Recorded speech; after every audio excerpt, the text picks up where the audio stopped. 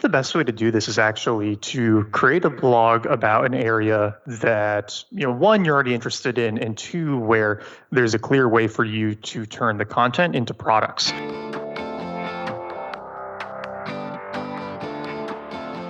Hey, my name is Felix Tia, and I'm the host of Shopify Masters, a weekly podcast powered by Shopify, the easiest way to sell online, in person, and anywhere in between.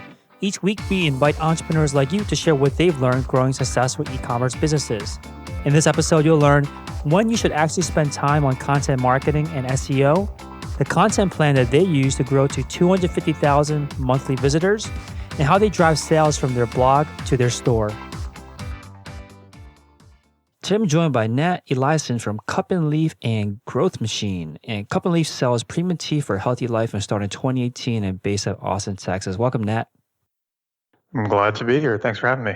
Yeah, so the business that did not start as a business, Cup and Leaf in this case, but it was actually a blog that just blew up. So tell us more about the blog. Tell us about where it all began. Yeah, so I actually started the Cup and Leaf blog a little earlier in 2018 because I wanted to create a good case study for my SEO marketing agency. And we were growing some of these other e-commerce stores through content marketing and SEO, but we couldn't really talk about them because obviously you don't want, the agency you're working with to go share all the details of how your company is growing. So we needed a good case study we could talk about. And so we started the Cup and Leaf blog just talking about tea. Really just so that we had something we could use as an example in talking to potential clients. And I'd always really loved tea. It'd always been kind of an interest, and I had joked about starting a tea company in multiple articles before, so it was a good fit.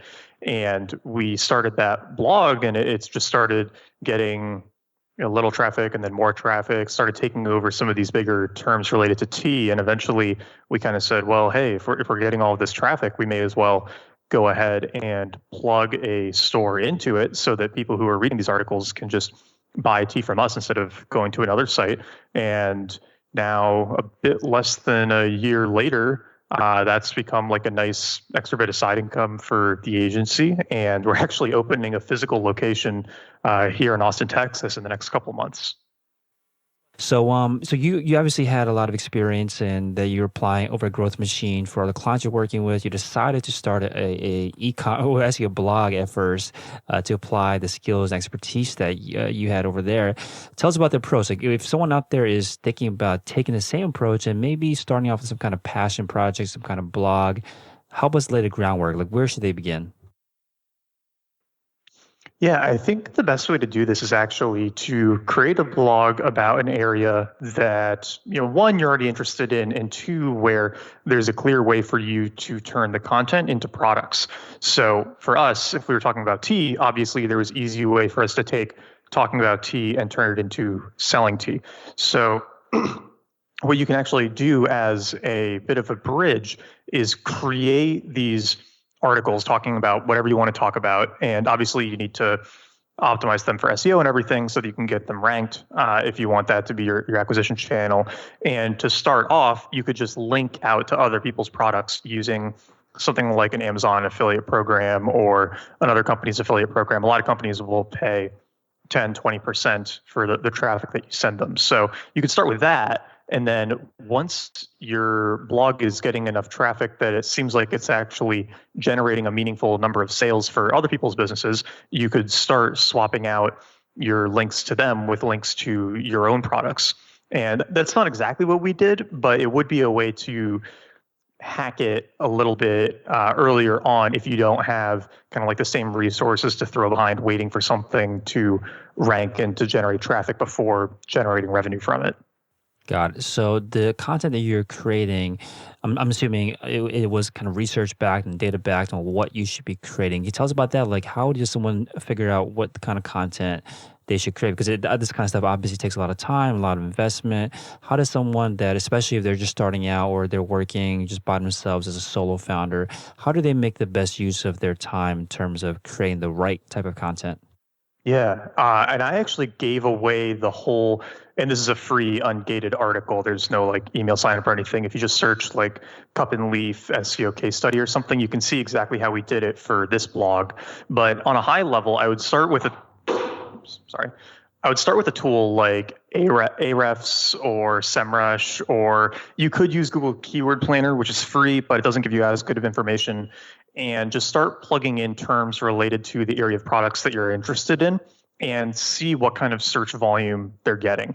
So for us, that was topics like best green tea, healthiest tea, where to buy tea, best tea for weight loss, whatever, and then going through all of those ideas that we could come up with and seeing how many people were looking for those each month and how difficult it would be to rank on those. And depending on the tool you're using, it can make it really clear, the total search volume and the total keyword difficulty.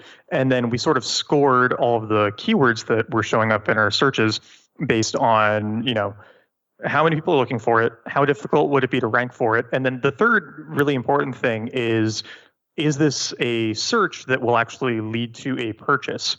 Because in the beginning, we were just going after raw traffic. And I think that resulted in us creating a lot of pages that did bring in a lot of traffic, but didn't actually lead to sales. Like as a really good example, I think we still have it, but if you search like jasmine tea benefits, we've got one of the top articles on Google for, information on the benefits of jasmine tea. However, very few people actually buy jasmine tea from that article. They're sort of just generally interested in learning a bit about jasmine tea. It gets some sales, but not as high of a conversion rate from its traffic compared to an article like best oolong tea. So if you search best oolong tea, I think we still come up in the top 3 or 5 on Google for that. And a lot of the teas in the article are just our teas and explanations of, why they're really good. And then people go from there to actually buying the tea from us. So the intent behind what somebody is searching to arrive at your article is really important if you want to use it as an acquisition strategy for e-com. So are there certain words or phrases that are either added to the front or end of a keyword that you typically pay attention to if you want to focus on keywords that are more likely to lead to a purchase? Yeah, definitely. Best is a really good one. People looking for the best X are pretty serious about buying. Where to buy is obviously another super obvious one. Comparisons are really good too. So there's a guy named Benji Hyam from Grow and Convert. He's got an article on pain point SEO, and he lists out, I think he's got 5 or 6 kind of keyword modifiers that he's seen have much higher conversions to sales in articles. And I've named a couple of them, but some of it too is just experimentation. So, for us, we realized that all of the best lists were converting much better than the benefits lists. But that might be different for different industries. I know that what's a good example here? Like maybe in the dog food industry, some of the stuff around the benefits of different ingredients or the risks of different ingredients is very influential on purchasing decisions, because people who are looking up whether certain ingredients are good or bad for their dogs are actually pretty much ready to buy a new kind of dog food, or they're getting dog food for the first time for their puppy. And so it might be relevant there to focus on benefits articles, even if it's less relevant in another field. Got it. And it's kind of, you got to put yourself in the shoes of the person doing the search, and like what stage in the purchase kind of cycle or process are they at when they are searching for this? And some of it sounds like it is kind of almost like qualitative, right? So you mentioned that you first started off by getting just raw traffic in at first and not necessarily focusing on the buyers. Is that an approach that you recommend? Like, what is the idea behind doing it that way? I wouldn't necessarily recommend doing it that way. Part of why we did it was we wanted to create a really good growth case study for how quickly we could grow a site to 100,000 organic visitors per month. And it was really good for that. But if your pure focus was on getting sales, and this is what we do with most of our clients, is we say, look, we could go for a raw traffic play, but that's not necessarily going to lead to the most sales. We should focus instead on some of the longer tail, lower volume, but more likely to convert to actual customers terms that, we can get you ranked for faster and that are actually going to drive more customers. That's probably where I would focus, is don't try to get ranked for, in this example, green tea or best green tea right off the bat. As a super simple example, you could start with like best sencha green tea, right? Like best matcha green tea powder, or best sparkling water in Texas, right? Like start a little more narrow and then you can broaden out later, because the more narrow terms are going to be quicker to rank on and they're probably going to have higher purchase intent for you. Got it. So when you were building this out, like how much content are we talking about that you were producing? And was it just you, a team of people? Like how many people were working on building out the blog at first? Yeah, we did 4 articles a week, basically every week for a year. And we're still doing 2 or 3 articles per week now. And it was all done by one amazing woman on our team, Erica, who runs the Cup and Leaf blog and a few of our other projects. So she actually started as a freelancer with us, and then all of her writing work was so great on Cup and Leaf and some other stuff that we just said, hey, you want to join the team and run all of this? But I think that somebody doing it in their spare time could probably do 2 to 3 articles a week, try to just get them done Monday, Wednesday, Friday or something before the craziness of the day sets in. Aim for like 1,500-ish words. Try to go through some sort of training on writing for SEO if you haven't. And really the biggest ingredient is just waiting, because it takes a long time for this stuff to start to rank. Probably 4 to 6 months minimum. So you've got to have the patience for it to start bringing in that traffic. Yeah, and because of that waiting period, does it this kind of make it hard for people to kind of course correct or recognize, are they going down the right path or not? Are there kind of earlier signs that can show you that your blog, or I guess in this case your blog is not necessarily destined for success, but more likely to succeed? Yeah, there are 3 indicators that we tend to track and one, you can start tracking this week. The next one will take maybe a couple weeks to a month to start to be useful. And then the last might be 4 to 6 months. So the first indicator is just, are you actually publishing every week? Because if you're not putting out 2 to 3 posts per week, every week on a super consistent schedule, it's probably never going to work as a strategy for you. And that's the area that I see a lot of people struggle with the most, is actually publishing on a consistent schedule, especially in the beginning when you're not getting much of a dopamine hit or reward for doing it. Because you might have to publish 2 to 3 articles a week every week for 3 or 4 months before you see any traffic. So that's like the number one indicator, is if you're actually publishing. Second to that is like off first page keyword rankings. So you could use any tool for this, like Ahrefs or even Google Webmaster Tools if you want to stay free. We use AccuRanker, but you can track how your articles are ranking even when they're down in like position 60 or 100. So they're way down on the 6th or 10th page where nobody will click on them. But you can see if they're starting to move up towards the first page.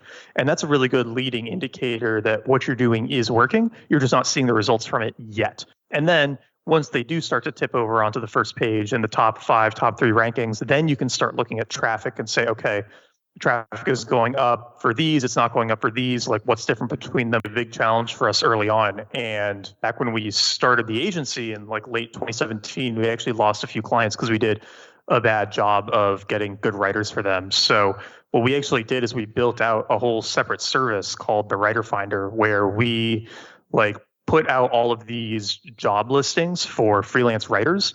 And we said, hey, if you're a freelance writer, fill this out with what you know how to write about, some of your writing samples and your rates.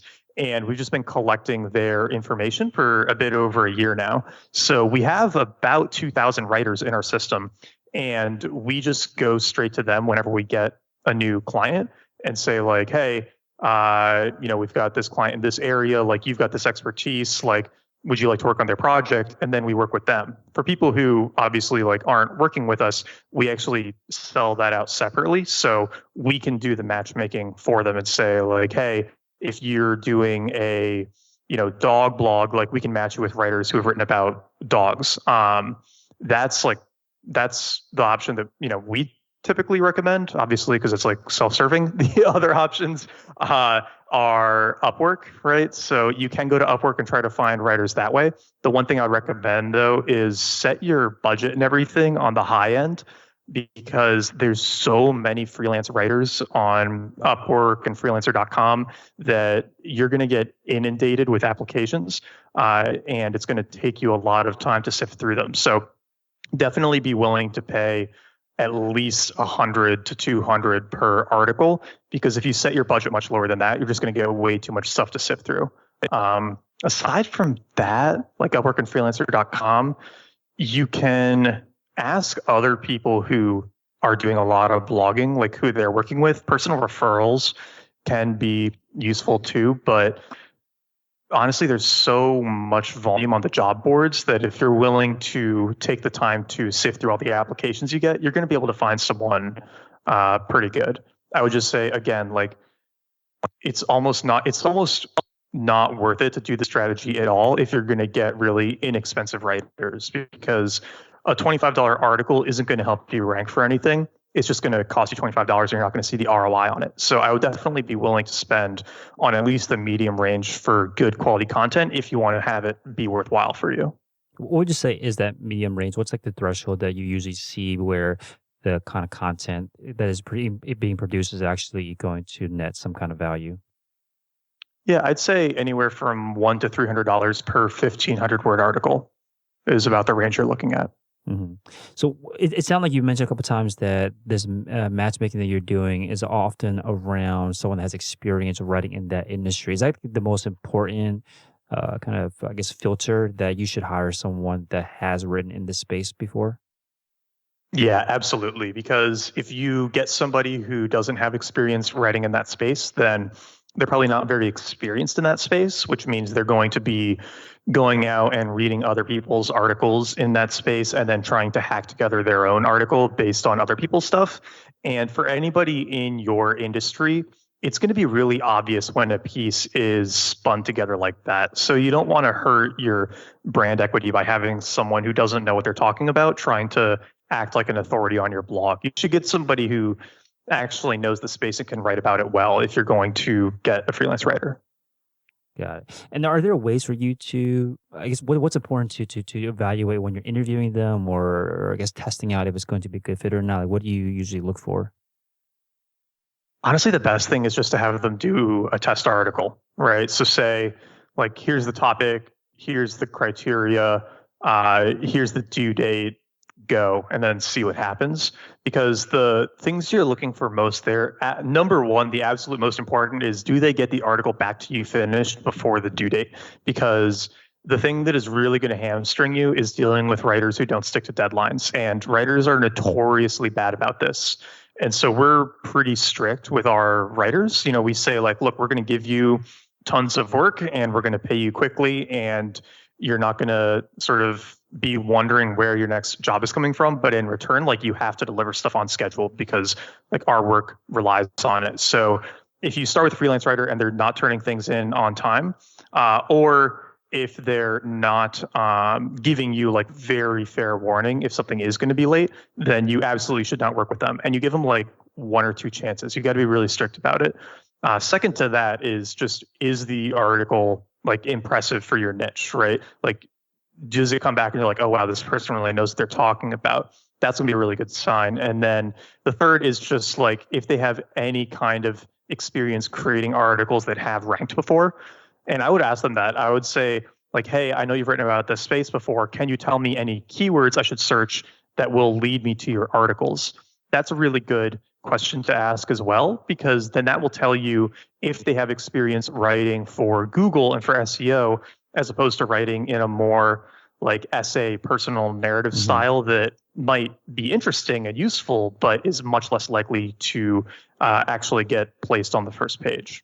Got it. So when you do have this kind of engagement with a freelance writer, specifically for SEO purposes, what are the kind of expectations from both sides? Like, what do you have to give them, and what do they typically, I guess, return? What is the deliverable? For us, it's pretty simple at this point, because we make all of our writers go through training. So they have to learn how to, write for SEO and do our process and all of that stuff. If you're outside of kind of an agency setup like that, I think a pretty simple way to do it is you want a writer who can take a keyword that you give them and then go create a really good article about that keyword. So, they need those three things that we already talked about: the experience in the field, some experience with SEO, and attentiveness to deadlines. But then they should be able to just take that keyword, go look at what's ranking for that topic right now, see where the opportunity is to create something better, and then create that piece. Like that's really the core of it is, do they have the ability to create one of the best articles on the internet for this topic or not? And I'd say that better than trying to like spend tons of time training and improving their writing or forcing them to fit certain criteria, like just try to find somebody who already knows what they're doing and be willing to pay a bit more for it, because it's going to save you a lot of headache and a lot of back and forth with getting the strategy up and running. So around that 150 budget threshold that you talked about before, are they expected to do the keyword research at that phase too, or is that expected to come from you? No, that should come from you. You should give them the keyword and the topics to write about, and then they should be able to go run with it and turn around a good article to you within a week or so. Got it. So now for your particular case with the brand that you started with Cup and Leaf, did the I guess the rankings, did that affect your product selection? Because once you're able to start thinking, how do I turn this blog into an e-commerce store, into a brand, how did you decide what you should be focusing on first to add to your catalog? Yeah, we focused on it a little bit early on, and now we're starting to think about it more, where as stuff starts to rank, that kind of influences what teas we start adding into the store. So for example, we started ranking for a lot of keywords around mint tea and like bedtime tea and mint tea and things like that. And we didn't have any mint teas on the store, so we went out and got like a spearmint and a peppermint tea and like a mint green tea and a mint black tea and added them in. And then we could go back and plug those into the articles. And so they already had their marketing baked into the blog, and then we just created the products on the store to fit the demand coming from those pieces. And as soon as we added those products, they already started getting sales from the articles, which was pretty cool. We've also had a couple situations where we write an article about a topic or have some traffic for a certain topic, and it's not for a specific tea. So for example, for a while, and I think we still are, we're in the top spot for like best tea for an upset stomach. And there were teas that were referenced in the article that we could send people to, but then we also created a like happy tummy tea blend. So something that is specifically focused on like digestion and, maybe drinking after a meal, and added that to the store, and we're able to plug that into the post as well. So it's kind of a cool way to come up with ideas for what products to add, because like I said, you've already got the traffic and the interest there. You just need to create the product to fulfill it. So once the blog is ranking and the articles are ranking and traffic's coming to those articles, what do you do exactly to drive the traffic and sales to the product pages? Yeah, we've played with a lot of different things for this, and it's sort of a combination of them seems to be what works. So one is we have a very targeted visual call to action at the end of the introduction before the first paragraph of the relevant post. So if you look at, say, our best green tea post, right below the introduction paragraphs, it says like, looking for the best green tea, click here to view our collection. And that sends them from the blog to the store, because a lot of people searching those keywords don't actually want to read an article. They want to just get the green tea. And so they'll click through to the store collection really quickly. So that's one way we do it. Another is we'll have text and visual call to actions within the body of the article for specific teas as they're mentioned. So sticking with that example, when you scroll down and you start reading about, okay, the best green teas that we recommend, if one of them is one of our products, there'll be like a picture of that tea with a text link to where it is in our store alongside it as well. So that drives a certain amount of the traffic. And then we've also got email pop-ups within the blog that, either suggest checking out that topic on the store. So for some of the really high traffic articles, it's another pop-up saying, hey, check the collection, or it's a more generic pop-up giving them a 10% off coupon for their first order and sending them to the store that way. So there's like a lot of little things you can do, and then they really all just add up to help get more of that blog traffic to go to the store and buy something. Got it. So if what about like the product page itself? What kind of optimization goes on there on the store itself rather than the blog and articles? What about the product pages? Honestly, we haven't done too much with that yet. And I think there is a lot more we could be doing there. The one thing I will say is that we've been able to tweak some of the product page language, especially around health benefits and history and things like that based on what seems to be getting the most interest on the blog. And that's been pretty useful. But honestly, we haven't done as much on the product page based on what we're seeing with SEO. And I think that's going to be a good next step for us. Got it. And was that your recommendation then for store owners to focus on building out this content first to drive traffic there, and then from the content you drive them to the product pages? Possibly, yeah, if they want to go this route of building a business. But I will say that most people coming at content marketing and SEO for e-commerce already have their business. And I would honestly say in most cases, it shouldn't be your first marketing channel, because I think a lot of people go down the SEO rabbit hole because they have a limited budget and they think like, oh, this is free. But it's not really free, because you got to spend 6 months or maybe more trying to like grow the traffic in order for it to become an acquisition channel.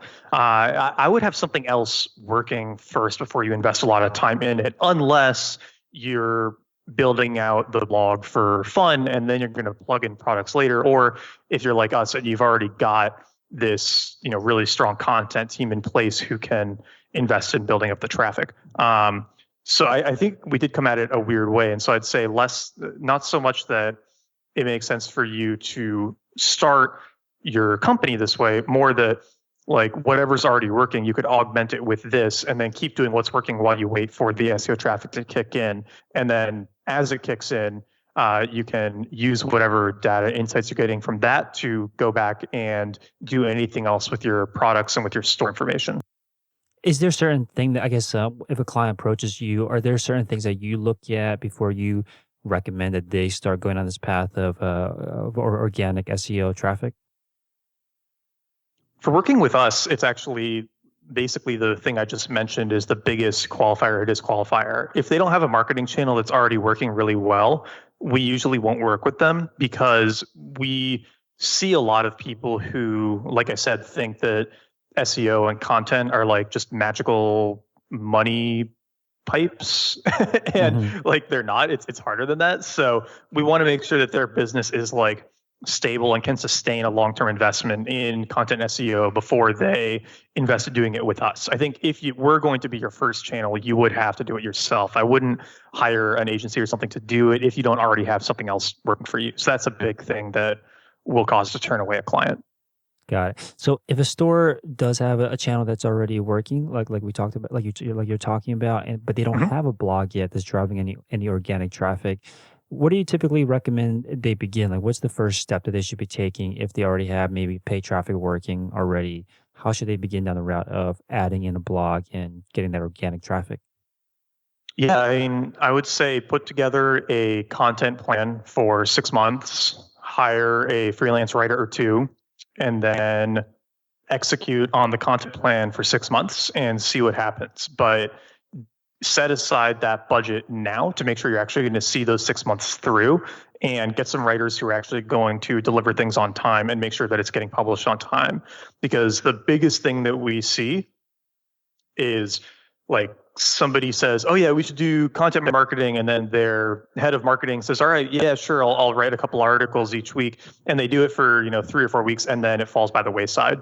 Or they say, yeah, let's do it. And they hire someone's, niece or nephew who got an English degree and say like, all right, write us some articles. And then they publish some articles. Like, that's not going to do anything either, right? Like, if you're going to try to do it, then actually do it, and do it for long enough that you can start to get some insights from it.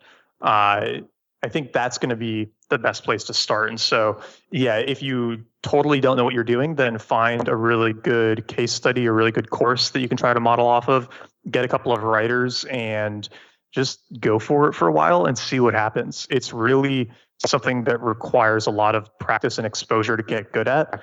And you're going to have to be willing, I think, to lose money on it in the near term if you're trying to run it yourself. Hey, real quick, if you're enjoying the show, please leave us a review on iTunes and let us know what you think or what you'd like to hear more of. Now, let's get back to the interview. Hey, what goes into a content plan? Yeah, it's mostly what I talked about earlier on in the call, where it's going through these keyword tools and saying, okay, here's all the topics we could write about. Here's how they stand in terms of number of people searching for them. Here's how they stand in terms of their relative difficulty. And here's how relevant I think they are to our buyers. And then I usually tell people to come up with at least 100 keywords with that research behind it. And then from that list of 100 plus keywords, pick, okay, we're doing 6 months at 3 per week. So it's going to be about 104 articles. Is that right? No, it's not quite right, is it? So 3 per week, so that'd be 13 a month for 6 months. Yeah, so we're talking 678 articles. So you want to have like at least that many that you could go after, and then just like prioritize them based on all that volume and difficulty and relevancy, and then save the rest for later. Because if you go through the 6 months and stuff is starting to tick up, then you might want to keep investing in it.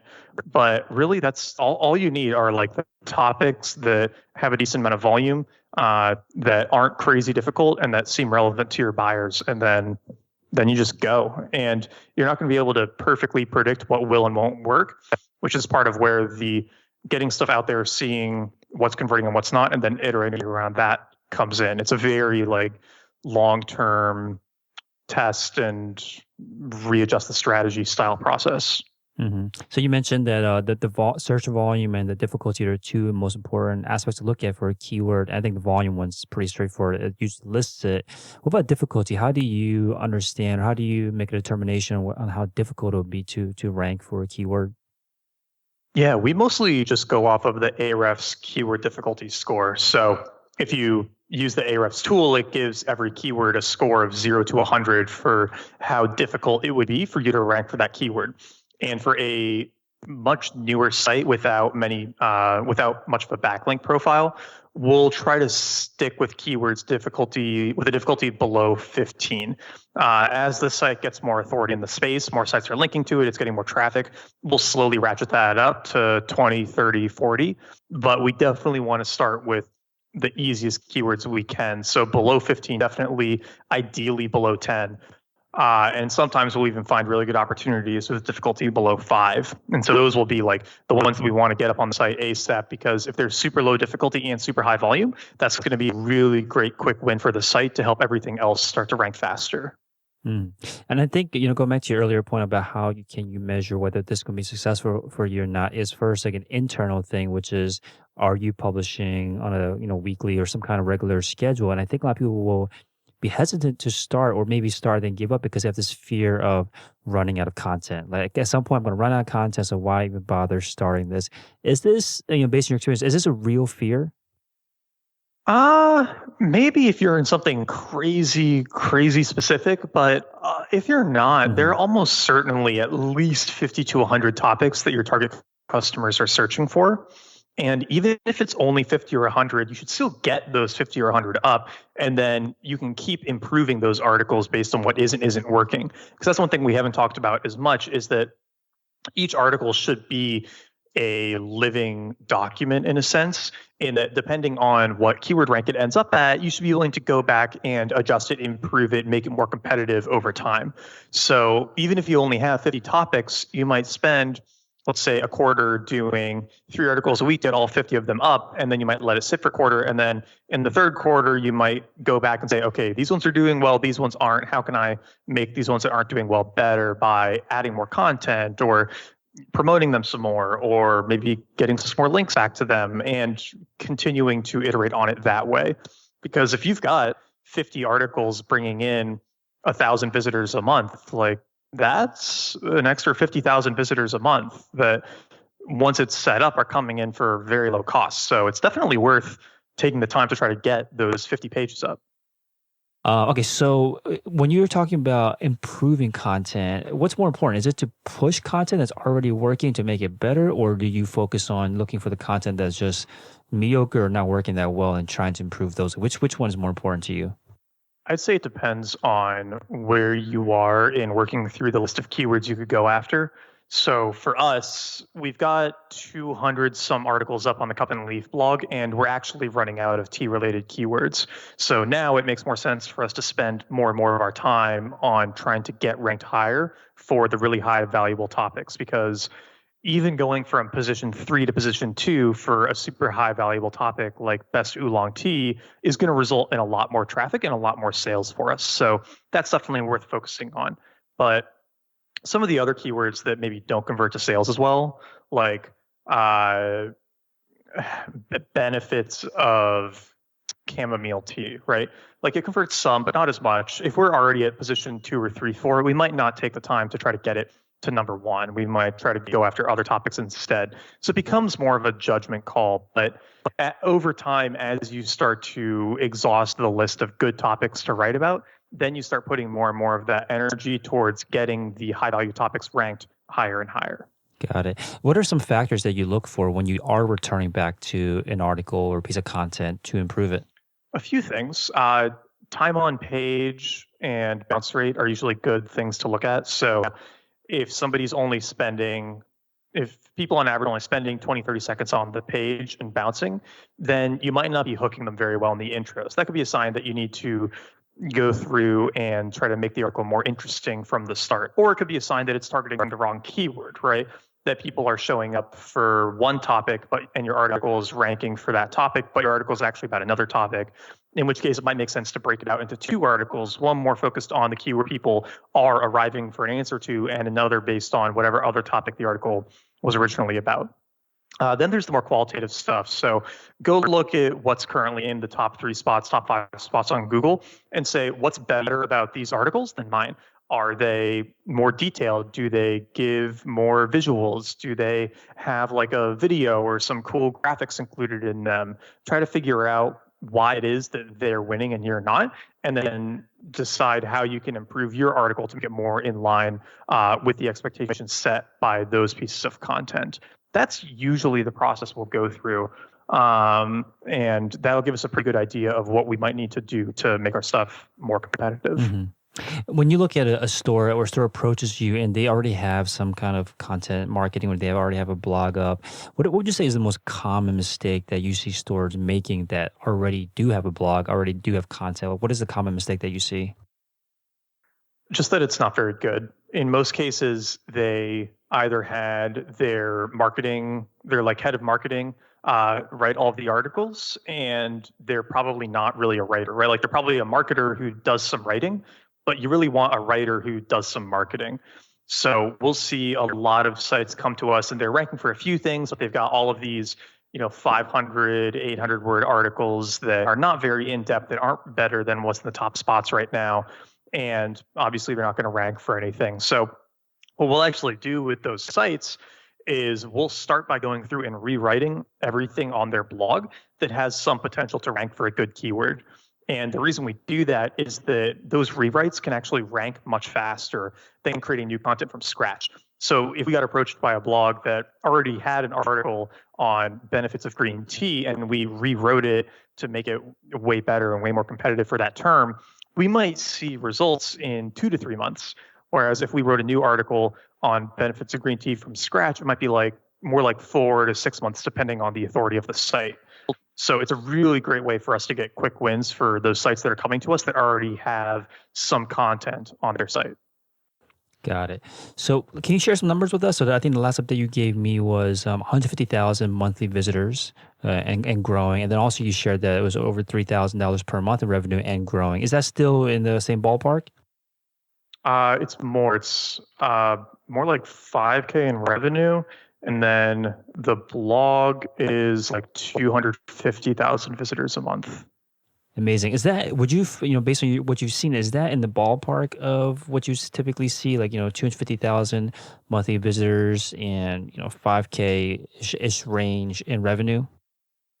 No, that's actually the lowest of any site that we work with, which is a little embarrassing for us. And I think it's because we're coming from being like content marketing SEO people and not product or e-commerce people. So it's been like a cool learning experience for me to try to learn more about conversion rate optimization and store design and product selection and things like that, in the past our clients have all handled, and they've done a really good job at optimizing their site to use our traffic. And, we haven't had as much of a hand in that. Now we're having to learn to do it ourselves. So that's been kind of like a cool learning experience. I mean, based on what we see with other sites, it should be more like anywhere from $10,000 to $20,000 a month or more for that blog specific organic traffic. But it's not. So we got work to do, but it's fun work. So I don't mind. Yeah, well, it's definitely a lot more promising then. With 250,000 monthly visitors at 5K revenue, you definitely can't expect a lot more than that. So I think that's definitely inspiring for a lot of people. So when you did go down this route of turning this into an e-commerce store, talk to us about how you built out the product catalog. How did you guys? I guess how large is it today? How many different products are you selling? Yeah, we got about 45 different teas with another, I think it's like 48 teas and then maybe like 7 or 8 pieces of hardware to go with them.